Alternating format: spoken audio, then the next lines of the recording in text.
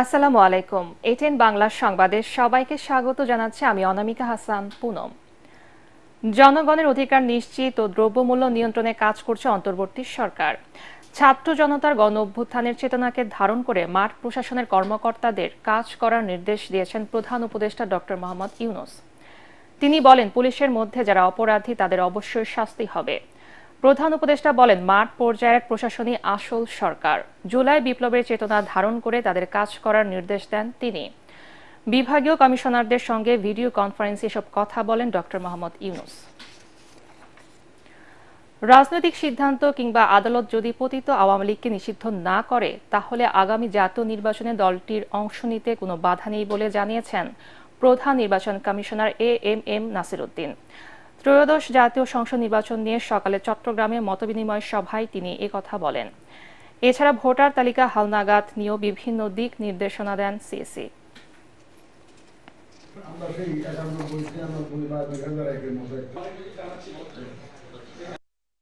দল করার অধিকার তো সবারই আছে, শাসনতান্ত্রিক অধিকার।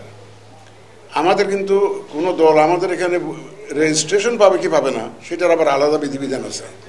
আমাদের শর্ত যদি পূরণ হয় আমরা দিব, শর্ত পূরণ না হলে দিব না। তবে ওই পুরানো যে দলের কথা বলছেন এরা কিন্তু বহু আগে রেজিস্টার্ড, এটা আমাদের এখানে রেজিস্টার্ড।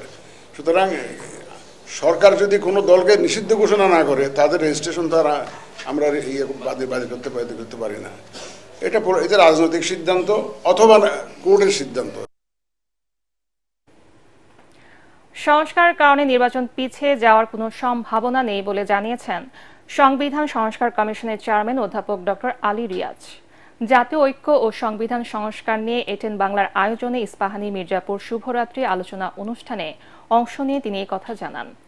অন্যদিকে এটিএন বাংলার পরিচালক বার্তা হাসান আহমেদ চৌধুরী কিরণ বলেন, সংস্কার ও নির্বাচনকে মুখোমুখি করে জাতীয় ঐক্য যাতে বিনষ্ট না হয় সেদিকে অন্তর্বর্তীকালীন সরকার, রাজনৈতিক দল ও ছাত্র নেতৃবৃন্দকে সজাগ থাকতে হবে। বিস্তারিত জানাচ্ছেন খায়রুল ইসলাম।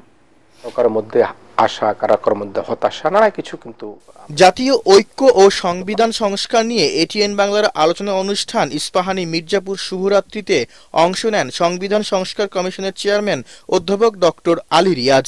তিনি সংবিধান সংস্কারের নানা দিক নিয়ে আলোচনা করেন। বলেন, ফ্যাসিবাদ যাতে আর ফিরে না আসে সে বিষয়ে সবাইকে ঐক্যবদ্ধভাবে কাজ করতে হবে। রাষ্ট্রীয় আনুকূল্যে এদেশে লুট হয়েছে এবং এটা এক পরিবার যুক্ত ছিল। ব্যাংকের টাকা লুট করা হয়েছে, উন্নয়নের নামে টাকা লুট করা হয়েছে। এটা হচ্ছে ক্লেপ্টোক্রেসি। ৭৫ থেকে ৯০ পর্যন্ত রাষ্ট্রপতির হাতে যে ক্ষমতা ছিল সেই ক্ষমতা সবটাই আপনি নিয়ে আসলেন প্রধানমন্ত্রীর কাছে। প্রধানমন্ত্রীর পুতুল হওয়া ছাড়া রাষ্ট্রপতির কিছু করার নাই, সংবিধান বলছে তাই। সংস্কার কমিশনের কারণে নির্বাচন পিছিয়ে যাওয়ার কোনো সম্ভাবনা নেই। ২০২৫ সালে নির্বাচনের যে আশ্বাস রয়েছে সে পথেই এগিয়ে যাচ্ছে সংস্কার কমিশন বলেও জানান ডক্টর আলী রিয়াজ। অধ্যাপক ইউনূস তো একটা পথ তৈরি করে দিয়েছেন যে আমরা কবে করব। ওনার সরকার ওনার সরকার ২০২৫ সালের ডিসেম্বরের মধ্যে করতে চান। যদি প্রয়োজন হয়, যদি প্রয়োজন যদি হবে না কখন, উনি কিন্তু এটাও বলেছেন কখন হবে না যখন রাজনৈতিক দলগুলোর মধ্যে, সমাজের মধ্যে কিছু ঐকমত্য তৈরি হবে। এগুলি আলাদা আলাদা ভাবে আছে, এগুলিকে সকলে মিলে এসে একটা জায়গায় দাঁড়াতে হবে। দাঁড়ালে নির্বাচন তো করতে হবে। নির্বাচন ছাড়া তো আপনার কেউ তো নির্বাচন হবে না বলছে না। সংস্কার নির্বাচনকে আমরা যাতে মুখোমুখি না করে দেশের মধ্যে ছাত্র জনতা, রাজনৈতিক দলগুলোর যে অবস্থান রয়েছে সে অবস্থানকে যাতে কোনোভাবে আমরা এমন কোনো পরিস্থিতি তৈরি না করি যাতে এই পতিত সরকারের যারা প্রেতাত্মারা রয়েছেন তারা কোনো আশ্রয় প্রশ্রয় পেয়ে যায়। এটিএন বাংলার বার্তা পরিচালক হাসান আহমেদ চৌধুরী কিরণ বলেন, পতিত আওয়ামী সরকার দেশের সকল কাঠামোকে ধ্বংস করে মানুষের অধিকার ভূলণ্ডিত করেছিল। এই হত্যাকারীরা, এই জুলুমকারীরা, এই ফ্যাসিস্ট সরকারের যারা দোষর ছিলেন তারা ইতিহাসের আস্থা করে তারা নিক্ষিপ্ত হবেন এবং সে আস্থা করে যারা নিক্ষিপ্ত হবেন তাদেরকে নিশ্চয়ই রাষ্ট্র সরকার বিচারের মাধ্যমে শাস্তির আওতা আনবেন। ইতিহাসের খলনায়করা বিচারের মাধ্যমে কারাগারে যাবে, আর জুলাই বিপ্লবের শহীদরা ইতিহাসের মহানায়ক হয়ে বেঁচে থাকবে জানিয়ে হাসান আহমেদ চৌধুরী কিরণ বলেন, কোন ষড়যন্ত্রকারী জুলাই বিপ্লবের অর্জনকে নস্যাৎ করতে পারবে না। তাই ছাত্র জনতা সবাইকে ঐক্যবদ্ধভাবে কাজ করতে হবে। কিছু কিছু অংশ বেশি সংস্কার করা। খায়রুল ইসলাম, এটিএন বাংলা, ঢাকা। এটি হচ্ছে মূলত পুনর্লিখন বলতে বুঝি। হবিগঞ্জে পুলিশ সুপারের কার্যালয়ের সামনে অবাধে চলছে মাদকের রমরমা ব্যবসা। স্থানীয়দের অভিযোগ, ফেন্সিডিল, ইয়াবা, হেরোইন, গাঁজার বিক্রির অন্যতম স্থান শহরের 2 নম্বর পুল। বিগত 16 বছরে জায়গাটি মাদক বিক্রির বড় ঘাঁটিতে পরিণত হয়েছে। এর সাথে কিছু পুলিশ সদস্য জড়িত বলে অভিযোগ এলাকাবাসীর। তবে এই অভিযোগ অস্বীকার করে ব্যবস্থা নেওয়ার আশ্বাস দিয়েছেন জেলা পুলিশ সুপার। হবিগঞ্জ প্রতিনিধি আব্দুল হালিমের রিপোর্ট, জানাচ্ছেন তামান্না জেনিফার। হবিগঞ্জ শহরের প্রাণকেন্দ্র পুলিশ সুপার কার্যালয়। এর সামনের স্থানটি শহরের 2 নম্বর পুল। এর সাথে রয়েছে বহুলা 1 নম্বর ওয়ার্ড। বিগত 16 বছর পুলিশের সামনে বসেই মাদকের রমরমা ব্যবসা চলছে এখানে। বহুলায় 1 নম্বর ওয়ার্ডের মাদক ব্যবসায়ী রুবেল, আবদাল, সৈয়দ আলী সহ অসংখ্য মাদক ব্যবসায়ীর অভয়ারণ্য এই এলাকা। অসংখ্যবার জেল খাটার পরও বেপরোয়া তারা। ইয়াবা, তারপরে আপনার বিভিন্ন মাদক দ্রব্য ওরা বিক্রি করে। আমাদের ছেলে পেলে আছে, যুবক ভাই আছে, কলেজের স্টুডেন্ট আছে, মাস্টার স্টুডেন্ট আছে। যদি এ ধরনের ব্যবসা চলতে থাকে যে আমাদের যুবকগুলি সেদিকে ডাইভার্ট হয়ে যাবে।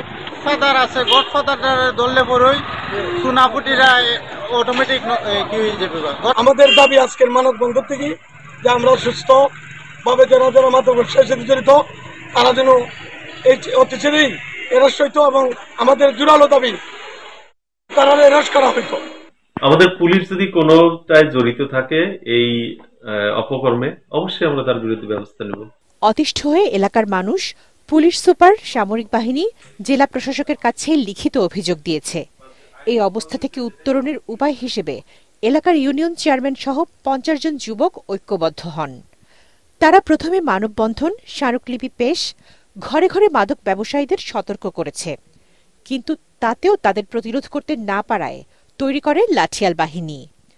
তারা রুটিন করে এলাকায় টহল জোরদার, বহিরাগত ব্যবসায়ীদের বাধা দেওয়ার কাজও করছে।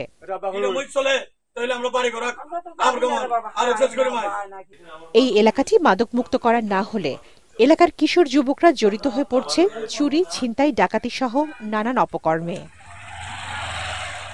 Bureau report, ATN Bangla. আন্তর্জাতিক, চলে গেলেন আমেরিকার ইতিহাসের সবচেয়ে দীর্ঘজীবী প্রেসিডেন্ট জিমি কার্টার। স্থানীয় সময় রোববার বিকেলে জর্জিয়া অঙ্গরাজ্যের প্লেন্সে নিজ বাড়িতে শেষ নিঃশ্বাস ত্যাগ করেন শান্তিতে নোবেলজয়ী এই প্রেসিডেন্ট। জিমি কার্টারের মৃত্যুর খবর নিশ্চিত করেছে তার প্রতিষ্ঠিত কার্টার সেন্টার। তাকে অসাধারণ নেতা উল্লেখ করে শোক জানিয়েছেন প্রেসিডেন্ট বাইডেন। শরীফুল ইসলামের আরেকটি রিপোর্ট।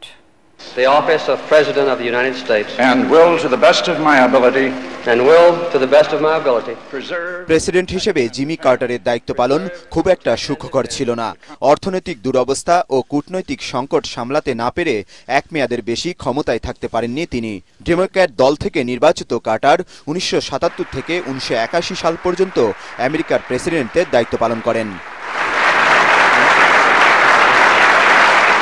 জনপ্রিয়তা হারিয়ে হোয়াইট হাউস ছাড়ার পর মানবিক নানা কর্মকাণ্ডের মাধ্যমে নিজের সুনাম ফিরিয়ে আনেন জিমি কার্টার।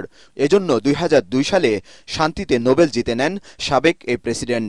1924 সালের 1 অক্টোবর জর্জিয়ায় জন্মগ্রহণ করেন জেমস আল কার্টার জুনিয়র। তার বাবা ছিলেন একজন কৃষক। কিশোর বয়স থেকেই স্কুলে শিক্ষকতা করেন জিমি কার্টার। প্রেসিডেন্টের দায়িত্ব পালনেও শক্তিশালী নৈতিকতার চেতনা নিয়ে আসেন তিনি। কোনো রাগঢাক ছাড়াই নিজের ধর্মীয় বিশ্বাস প্রকাশ করতেন। এক পর্যায়ে কোটিপতি হন জিমি কার্টার। জর্জিয়া থেকে কংগ্রেস সদস্য নির্বাচিত হয়ে পরে গভর্নর হন। এরপর 1976 সালে জেরাল্ড ফোর্ডকে হারিয়ে আমেরিকার 39তম প্রেসিডেন্ট হন তিনি। গেল অক্টোবর মাসে 100তম জন্মদিন উদযাপন করেন কার্টার। 4 সন্তান ও 11 নাতি নাতনির সংসারে স্ত্রী রোসালিনকে হারিয়েছেন মাত্র 1 বছর আগেই। এর মধ্যেই শারীরিক নানা জটিলতায় ভুগছিলেন তিনি। অবশেষে দীর্ঘ জীবনের ইতি টেনে না ফেরার দেশে চলে গেলেন বর্ষিয়ান এই রাজনীতিবিদ। শরীফুল ইসলাম, এটিএন বাংলা। খেলার খবর। ফরচুন বরিশাল এবং দুর্বার রাজশাহীর ম্যাচ দিয়ে দুপুরে মাঠে গড়াচ্ছে বাংলাদেশ প্রিমিয়ার লিগ বিপিএল এর 11তম আসর। ম্যাচ পূর্ববর্তী সংবাদ সম্মেলনে বরিশালের অধিনায়ক তামিম ইকবাল বলেন, নির্দিষ্ট দিনে ভালো খেলাটাই গুরুত্বপূর্ণ। অন্যদিকে দুর্বার রাজশাহীর কোচ ইজাজ আহমেদ জানান, এই ফরম্যাটে যে কোনো একজনই ম্যাচ জেতাতে পারে। দিনের দ্বিতীয় ম্যাচে সন্ধ্যায় মাঠে নামবে ঢাকা ক্যাপিটালস এবং রংপুর রাইডার্স। লেস্টার সিটিকে 2-0 গোলে হারিয়ে ইংলিশ প্রিমিয়ার লিগে জয়ে ফিরেছে ম্যানচেস্টার সিটি। সব প্রতিযোগিতা মিলে 5 ম্যাচ পর জয় পেয়েছে পেপ গার্দিওলার দল। প্রতিপক্ষের মাঠে 21 মিনিটে সেভিওর গোলে এগিয়ে যায় ম্যান সিটি। বল দখলে পিছিয়ে থাকলেও আক্রমণে এগিয়ে থাকে বর্তমান লিগ চ্যাম্পিয়নরা। তারই ধারাবাহিকতায় 74 মিনিটে দলের হয়ে দ্বিতীয় গোল করেন আর্লিং হল্যান্ড। এই জয়ে পয়েন্ট টেবিলে 5-এ উঠেছে ম্যানচেস্টার সিটি।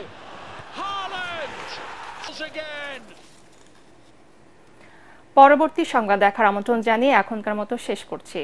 ATN বাংলার সংবাদ ইউটিউবে দেখতে ব্রাউজ করুন youtube/ATN বাংলা নিউজ। ধন্যবাদ সবাইকে।